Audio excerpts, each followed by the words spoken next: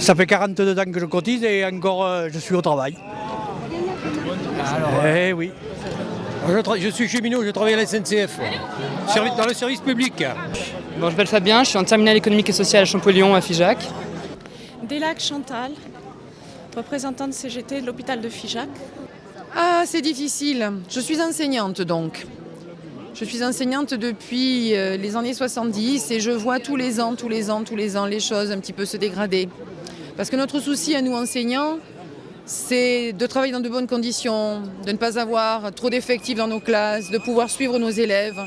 Moi, je suis dans une filière où les élèves sont en difficulté, il faudrait pouvoir travailler avec chacun d'entre eux individuellement.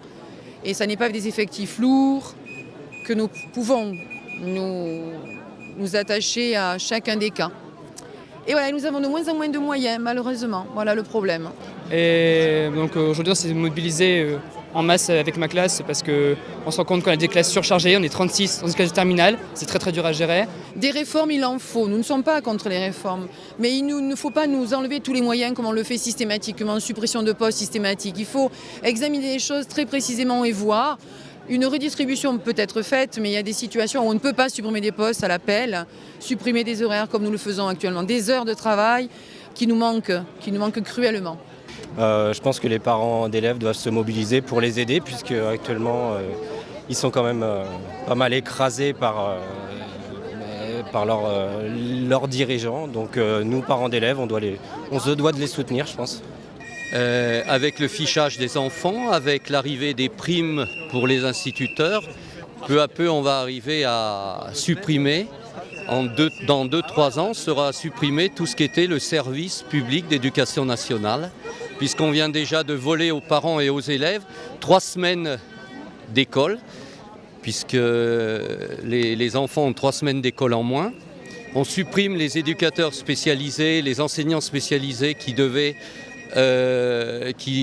s'occuper des enfants en difficulté, ce qui fait qu'une grande partie des enfants en difficulté ne seront plus traités dans le système de l'éducation nationale et vont être laissés pour compte.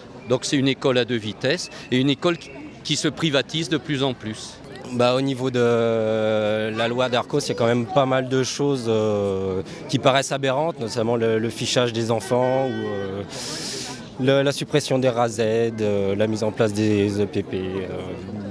Énormément de choses qui aujourd'hui fait qu'on doit se mobiliser.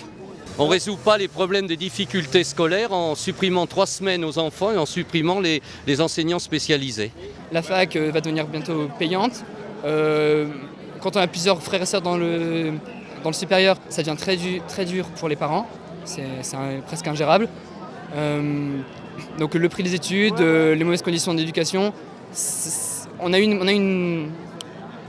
des bonnes améliorations depuis 50 ans, mais là, tout est en train de se casser la gueule depuis 5 ans. Ça se détériore à une vitesse grand V. Des postes supprimés chez les profs, des options qui ont disparu. Là, on nous a même annoncé qu'on risquait de passer notre bac à Cahors. 50 km pour aller passer le bac. C'est quand même relativement grave. Jamais, depuis que l'école existe, je pense, on a assisté à ce point à la casse de l'institution.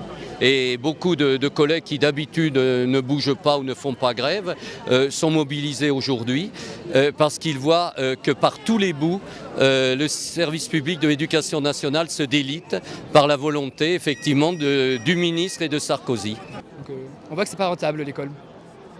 Mais aujourd'hui, c'est vraiment un grand jour puisque c'est une journée interprofessionnelle. Donc, Il y a tout qui va pas alors. Ce qui m'amène, c'est les problèmes de pouvoir d'achat, problèmes politiques en général. Je ne suis pas très pour la politique actuelle, on va dire. Donc je trouve que ça ne va pas tellement dans le bon sens.